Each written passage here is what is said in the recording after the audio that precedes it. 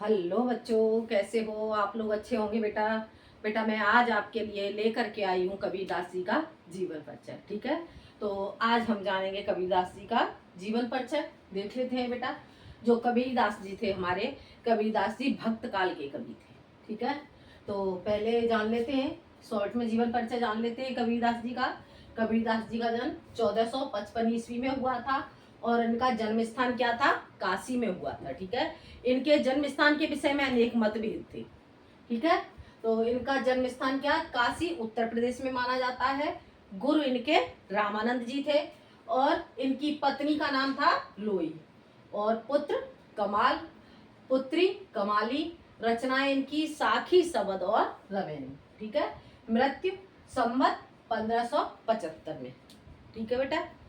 बेटा संवत आप कैसे निकालोगे? मैं संवत के लिए आपके बता दूं। जैसे मान लो इनका कबीरदास जी का जन्म हुआ था 1398 ईस्वी में। ठीक है, तो इसमें हम 57 साल को प्लस कर देंगे। 57 वर्ष यदि हम प्लस कर देते हैं तो हमारा क्या निकल जाता है? हमारा संवत निकल जाता है। ठीक है बेटा, संवत हम कैसे बनाएंगे? यदि हम सन में 57 वर्ष प्लस कर देते हैं तो हमारा संवत बन जाता है। ठीक है, और यदि हम संवत में से 57 वर्ष माइनस कर देते हैं तो हमारा सन बन जाता है। ठीक है बेटा, तो हम जान लेते हैं कबीरदास जी के बारे में। कबीरदास जी ऐसा माना जाता है कि महान कवि एवं समाज सुधारक महात्मा कबीरदास जी का जन्म 1398 ईस्वी में। ठीक है, 1398 ईस्वी में, संवत 1475, 55। ठीक है, 1455 में हुआ था। इनके जन्म स्थान के विषय में मतभेद है। ठीक है, इनके जन्म स्थान के विषय में मतभेद है। इनका जन्म स्थान 3 जगह माना जाता है। ठीक है, कौन कौन सा? एक तो काशी में, मैगहर में और आजमगढ़ में। ठीक है, विद्वानों के अनुसार इनके जन्म स्थान के विषय में मतभेद रहा और विद्वानों ने इनका जन्म 3 जगह पर बताया। कोई इनका जगह जन्म काशी में बताता है, कोई मैगहर में और कोई आजमगढ़ में। ठीक है, तो ये हो गया इनके जन्म स्थान के विषय में। अब हम आगे बढ़ते हैं, देखते हैं किंवदंती के अनुसार जो कबीरदास जी हैं, कबीरदास जी का जन्म किसी विधवा ब्राह्मणी की कोख से हुआ था। किंवदंती के अनुसार कबीरदास जी का जन्म किसी विधवा ब्राह्मणी की कोख से हुआ था, जो लोकलाज के भय से इन्हें लहर तारा नामक तालाब के पास फेंक गई। वहां से लहर तालाब के पास छोड़ आई थी। वहां से इन्हें नीरू और नीमा नामक जुल्हा दंपत्नी ने उठा लिया और इनका लालन पालन अपने पुत्र के समान किया। ठीक है बेटा, इनका लालन पालन अपने पुत्र के समान किया और उनका नाम कबीरदास रखा। ठीक है, इस प्रकार इन पर बचपन से ही दोनों धर्मों के संस्कार पड़े। इस प्रकार बचपन से इन पर दोनों धर्म, हिंदू धर्म और मुस्लिम धर्म। ठीक है, हिंदू धर्म और मुस्लिम धर्म, दोनों धर्मों के संस्कार पड़े। इनका विवाह लोई नामक स्त्री से हुआ था। ठीक है, तथा इनकी 2 संतानें उत्पन्न हुई।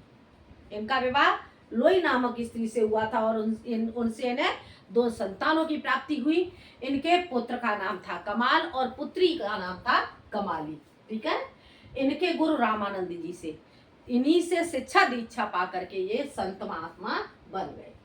ठीक है, इनका बचपन मैगहर में बीता और कुछ समय बाद ही काशी में जाकर रहने लगे, किंतु जीवन के अंतिम समय में ये मैगहर चली गई।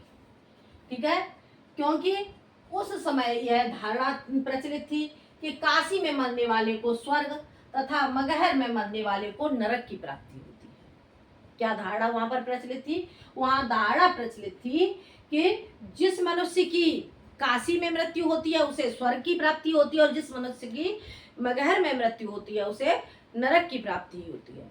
तो ये उस धारणा को दूर करने के लिए, उस अंधविश्वास को दूर करने के लिए ये अपने जीवन के अंतिम समय में ये कहां पर चले गए? मगहर में चले गए। ठीक है, मगहर में लगभग 120 वर्ष की आयु में सन 1518 ईस्वी में और संवत 1575 में इनकी मृत्यु हुई। ठीक है बेटा, आगे देखते हैं।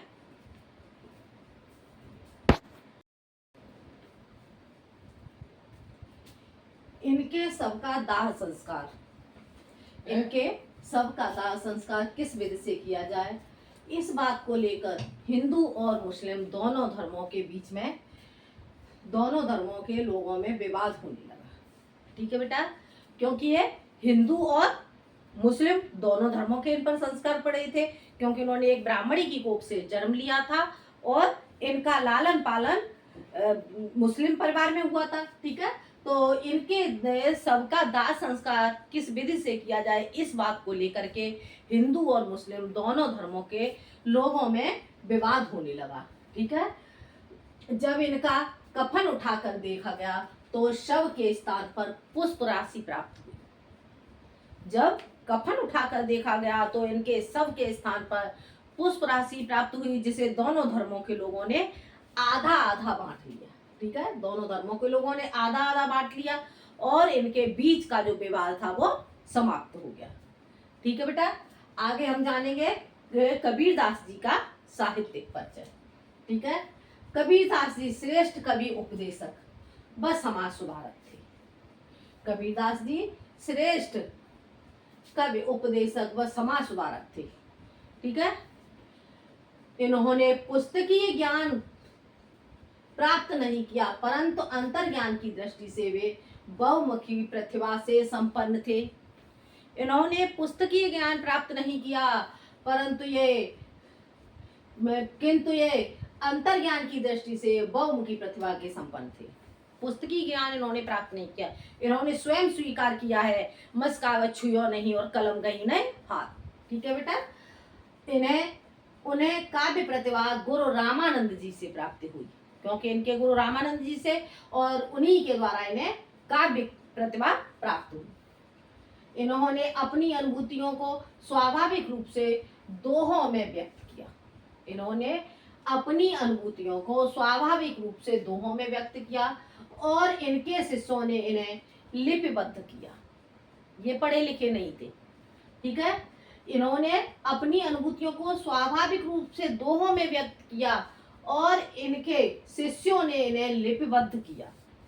ठीक है, इनके शिष्य धर्मदास ने इन्हें बीजक के रूप में संग्रहित किया। इनके शिष्य धर्मदास ने इन्हें बीजक के रूप में संग्रहित किया। कबीरदास निर्गुण काव्य धारा के उपासक थे और ये भक्ति काल के कवि थे। ठीक है, तो कबीरदास जी निर्गुण काव्य धारा के उपासक थे तथा वे धार्मिक प्रवृत्तियों के थे। गुण, महिमा, ईश्वर भक्ति आदि पर उन्होंने विशेष बल दिया। इनके अनुसार पुस्तकीय ज्ञान की अपेक्षा अनुभव का ज्ञान श्रेष्ठ है। ये सभी मनुष्यों को समान मानते थे। इन्होंने हिंदू तथा मुस्लिम दोनों को एकता के महत्व को बता करके दोनों के बीच उत्पन्न विवाद अर्थात भेदभाव को समाप्त करने का प्रयास किया। ठीक है बेटा, आगे समझ में।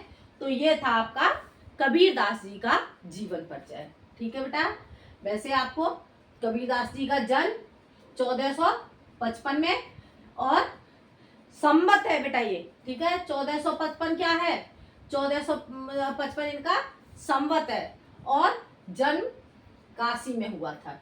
ठीक है, उत्तर प्रदेश में गुरु रामानंद, पत्नी लोई, पुत्र कमाल और पुत्री कमाली।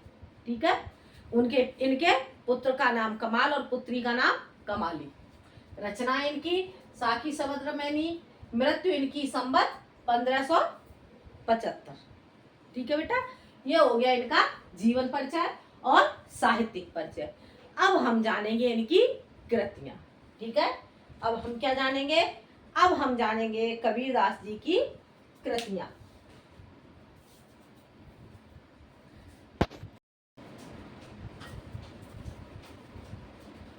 तो अब जानेंगे बेटा हम कबीरदास जी की कृतियां।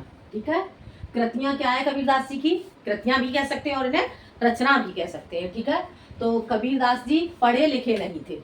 कबीरदास जी पढ़े लिखे नहीं थे, इन्होंने स्वयं स्वीकार किया है। कबीरदास जी पढ़े लिखे नहीं थे, इन्होंने स्वयं स्वीकार किया है। क्या स्वीकार किया है इन्होंने? मस कागज छुओ नहीं और कलम गही नहीं हाथ। वो क्या स्वीकार करते हैं कि मैंने स्याही और कलम को हाथ नहीं लगाया है। मस कागज, मस कहेंगे स्याही के लिए, और कागज छुओ नहीं, मैंने स्याही और कागज को छुआ नहीं है, और मैंने कलम को भी हाथ नहीं लगाया है। ठीक है बेटा। कबीरदास की रचनाएं, कबीरदास की रचनाएं बीजक के नाम से संग्रहित है। जो कबीरदास जी के शिष्य थे धर्मदास, उन्होंने कबीरदास जी की रचनाओं को बीजक के रूप में संग्रहित किया है। ठीक है बेटा। तो कबीरदास जी की रचनाएं कौन कौन सी बताई थी? 3 रचनाएं बताई थी हमने। कौन कौन सी? साखी, सबद और रमैनी। तो सबसे पहले हम जानेंगे कबीरदास जी की रचना है साखी। ठीक है। तो साखी कबीरदास जी की, इसमें कबीरदास जी की शिक्षाओं एवं सिद्धांतों को दोहे के माध्यम से प्रस्तुत किया गया है। कबीरदास जी की शिक्षाओं एवं सिद्धांतों को दोहे के माध्यम से प्रस्तुत किया गया है। यह है कबीरदास जी की साखी। और सबद, सबद क्या है? इसमें कबीर के गेय पद संग्रहित हैं। गेय पद होने के कारण इनमें संगीतात्मकता है। इसमें कबीर की प्रेम साधना व्यक्त की गई है। ठीक है बेटा। कबीरदास जी के जो सबद रचना है, सबद में उनके गेय पद संग्रहित है, और गेय पद होने के कारण उसमें संगीतात्मकता आ जाती है। ठीक है।